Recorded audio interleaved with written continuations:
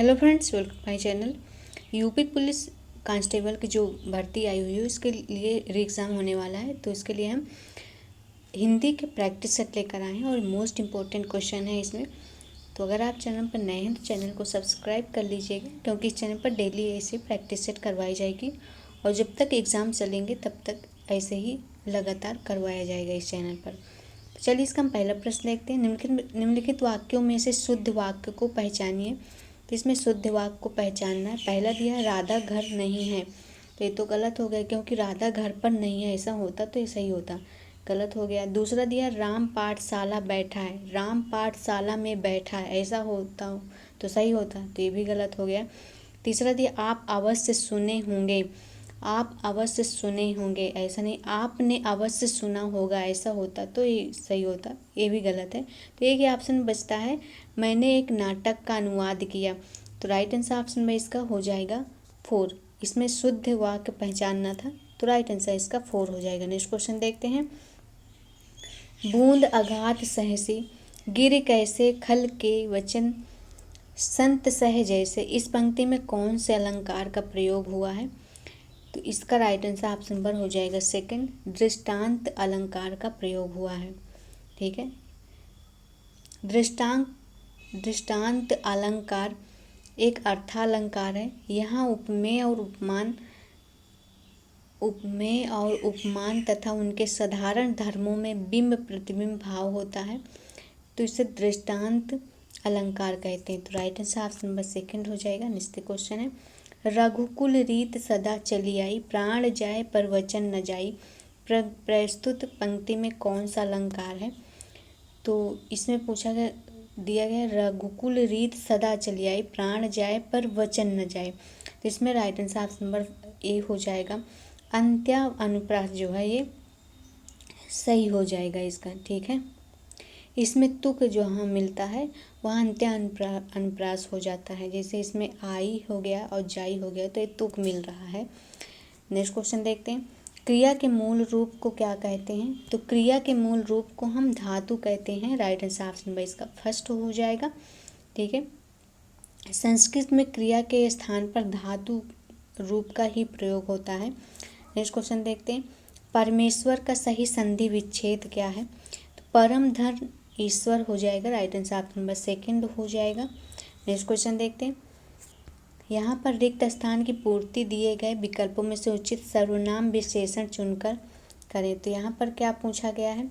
लड़का बहुत चालाक है, तो सर्वनाम या विशेषण पूछा है, तो वह लड़का बहुत चालाक है तो सही हो जाए। वे लड़का नहीं होगा, आप लड़का नहीं होगा, उस लड़का नहीं होगा, तो वह लड़का बहुत चालाक है तो ये सही हो जाएगा। यहाँ पर वह सही हो जाएगा। नेक्स्ट क्वेश्चन देखते हैं। निम्न में से कौन सा विकल्प भविष्य काल का घोतक है? तो कौन सा विकल्प जो है वो भविष्य काल का घोतक है? तो इसका राइट आंसर हो जाएगा ऑप्शन नंबर हो जाएगा फर्स्ट, मुझे दिल्ली जाना है। ठीक है, ये भविष्य काल यानी कि वो जाएगा। और सोहन पढ़ाई कर रहा है तो अभी कर रहा है। गीता खाना पका रही यानी कि वो पका रही सामने, उसने मुझे पुस्तक दी थी, ये भी नहीं होगा। तो ये पूछ रहा है भविष्य काल, तो मुझे दिल्ली जाना है, मुझे खाना है, ये सभी क्या हो जाएगा? भविष्य काल हो जाएगा। नेक्स्ट क्वेश्चन देखते हैं। इनमें से कौन सा शब्द विशेषण है? कौन सा शब्द विशेषण पूछा है? तो इसका right answer option number first हो जाएगा, तालब भी होगा। ये तालु शब्द से तालब विशेषण का निर्माण हुआ है, तो right answer option number first हो जाएगा। नेक्स्ट क्वेश्चन देखते हैं। यहाँ पर पूछा गया है, निर्देश दिया गया निम्नलिखित प्रश्न का सर्वोत्तम विलोम पहचानिए। तो विलोम पहचानना है।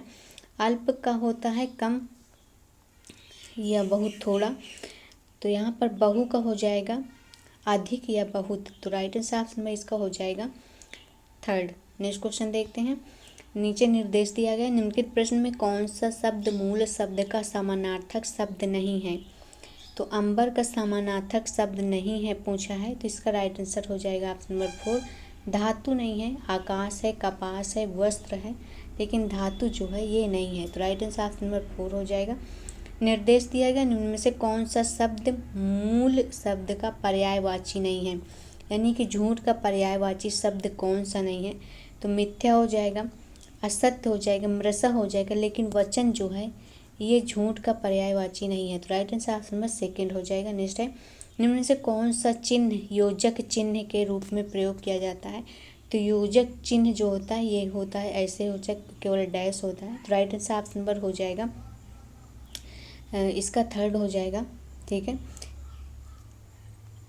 ये विस्मयादि बोधक का जो चिन्ह होता है इसे कहते हैं अर्ध विराम, हम इसे कहते हैं, और अपूर्ण विराम इसे हम कहते हैं। तो याद रखिएगा, विस्मयादि जो बोधक का चिन्ह होता है ये होता है, अर्ध विराम जो होता है ये होता है, और अर्ध जो अपूर्ण विराम होता है ये होता है। तो राइट आंसर ऑप्शन में इसका हो जाएगा थर्ड। नेक्स्ट देखते हैं, निम्न में से कौन से वाक्य में अपूर्ण वर्तमान काल का प्रयोग हुआ है? तो कौन से काल में हुआ है, कौन से वाक्य में हुआ है, सॉरी। तो पहला दिया है पार्थ खेलता है, दूसरा पार्थ खेल रहा है, तीसरा पार्थ खेलता होगा। इसमें पूछा गया है अपूर्ण वर्तमान काल। तो यहाँ पर right answer option number second हो जाएगा, पार्थ खेल रहा है। नेक्स्ट क्वेश्चन देखते हैं, निम्न में से कौन से वाक्य में संदिग्ध भूतकाल का प्रयोग हुआ है? संदिग्ध भूतकाल का प्रयोग हुआ है। तो इसका राइट आंसर हो जाएगा ऑप्शन नंबर थर्ड, मैंने निबंध लिखा होगा। ठीक है, उसे सही से पता नहीं है लेकिन वो लिखा होगा ऐसा बता रहा है, तो संदिग्ध हो जाएगा। नेक्स्ट क्वेश्चन देखते हैं, क्षीर का पर्यायवाची शब्द है, क्षीर का पर्यायवाची शब्द क्या हो जाएगा? तो राइट आंसर ऑप्शन नंबर हो जाएगा थर्ड, दूध हो जाएगा। ठीक है, और इसका पावक भी होता है, गोरस भी होता है। नेक्स्ट क्वेश्चन देखते हैं, संस्कृत से विकृत होकर आने वाले शब्द को क्या कहा जाता है? जो संस्कृत से विकृत होते हैं उसे तद्भव कहते हैं, और जो संस्कृत ही होते हैं सही बनते हैं उसे तत्सम कहते हैं। नेक्स्ट क्वेश्चन देखते हैं, निम्न में से तत्सम शब्द कौन सा है? यहाँ पर तत्सम पूछा है तो अस्थि हो जाएगा, तत्सम शब्द हो जाएगा, बाकी ये सभी तद्भव हो जाएंगे। नेक्स्ट क्वेश्चन देखते हैं, अब यहाँ पर गद्यांश दिया गया है 56 से 60 तक के दिया गया है, काफ़ी लंबा है। तो हम पहले क्वेश्चन पढ़ते हैं क्या पूछा क्या गया है। पश्चिम के पास अभाव है, किस चीज़ का पश्चिम के पास अभाव है?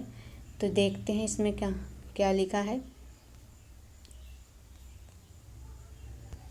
यहाँ से है, पश्चिम को प्रौद्योगिकी और पूर्व की धर्म चेतना का सर्वश्रेष्ठ लेकर ही मानव संस्कृति का निर्माण संभव।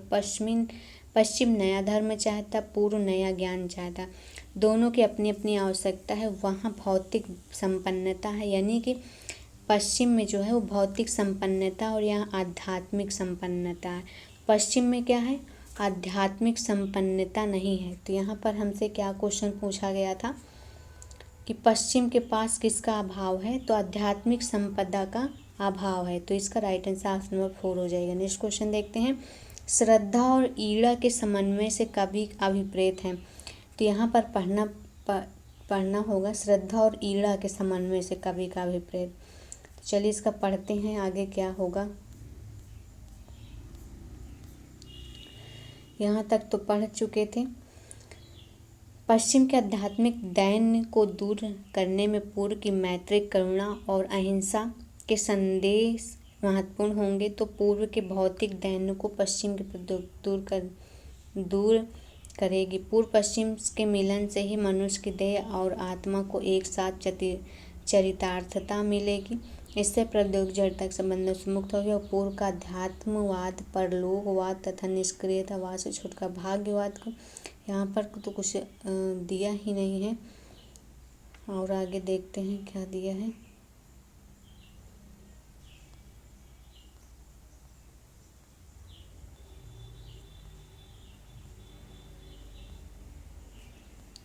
क्या क्वेश्चन क्या पूछा है, श्रद्धा और ईड़ा के समन्वय से कवि का अभिप्रेत है।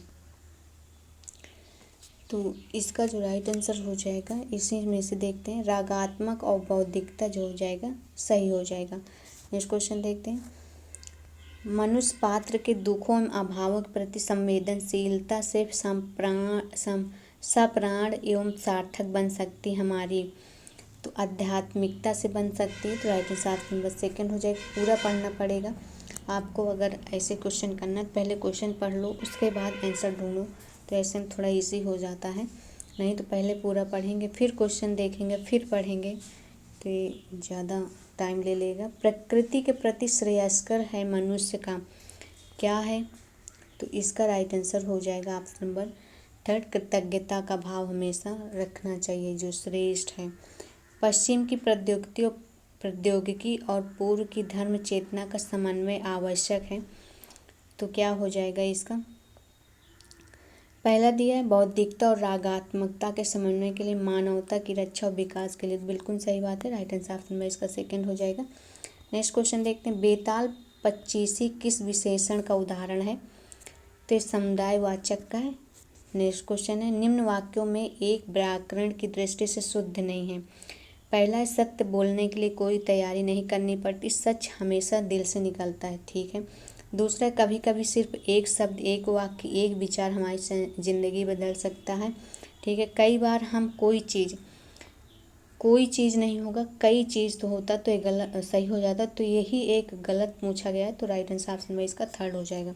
नेक्स्ट क्वेश्चन देखते हैं, छाया है माथे पर आशीर्वाद, सब पंक्ति में जहाँ भी सा सी से देखे वहाँ आपको उपमा अलंकार लगा देना है, सही हो जाएगा। नेक्स्ट देखते हैं, उसके बाद करने का तरीका मुझे अत्यंत डैश करता है, इसमें सही विकल्प चुनना है। तो उसके बाद करने का तरीका मुझे अत्यंत प्रभावित करता है, फर्स्ट सही हो जाएगा। नेक्स्ट देखते हैं, मैंने आम खा लिया, वाक्य में प्रयुक्त काल को पहचाने। मैंने आम खा लिया पूछा है, तो यहाँ पर उसने आम खा लिया है यानी कि वो खा लिया है, तो इस क्या वाक्य में कौन सा सही हो जाएगा? तो आसन्न भूत हो जाएगा, उसने अभी अभी खा लिया है, तो राइट आंसर ऑप्शन नंबर 4 हो जाएगा। नेक्स्ट देखते हैं, अनुशासन सफलता की डैश है, दिए गए विकल्पों में से सही विकल्प का चयन करके रिक्त स्थान की पूर्ति करें। तो कहते हैं ना, अनुशासन जब रहेगा तो सफलता अपने आप आ जाएगी, तो अनुशासन जो है वो सफलता की कुंजी होती है। नेक्स्ट देखते हैं, हीरक सी समीर माला जब पंक्ति में प्रयुक्त अलंकार, तो यहाँ भी सी आ गया ना, तो यहाँ भी एमक अलंकार लगा देना है, तो राइट आंसर ऑप्शन में इसका थर्ड हो जाएगा, अरे उपमा हो जाएगा, सॉरी। नेक्स्ट देखते हैं, आटे में थोड़ा नमक डाले, वाक्य में प्रयुक्त व्याकरण पहचाने। तो इसका राइट आंसर हो जाएगा ऑप्शन नंबर फर्स्ट, अनिश्चित परिणाम वाचक है। नेक्स्ट है, निम्न वाक्य में त्रुटि का चयन करें। तो इसका राइट आंसर हो जाएगा जीवन और मरण, त्रुटि का चयन करें। जीवन और मरण विधाता के हाथ में है, तो राइट आंसर ऑप्शन नंबर हो जाएगा 4।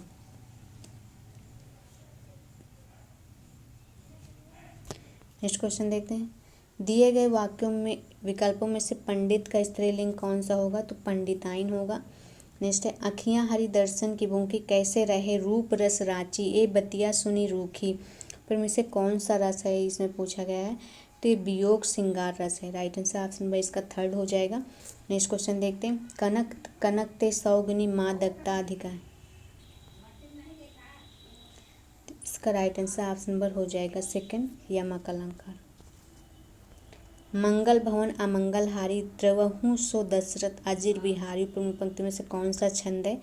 तो चौपाई छंद है। नेक्स्ट क्वेश्चन है, निम्न में से कौन सी पुस्तक रामचंद्र शुक्ल द्वारा लिखी गई है?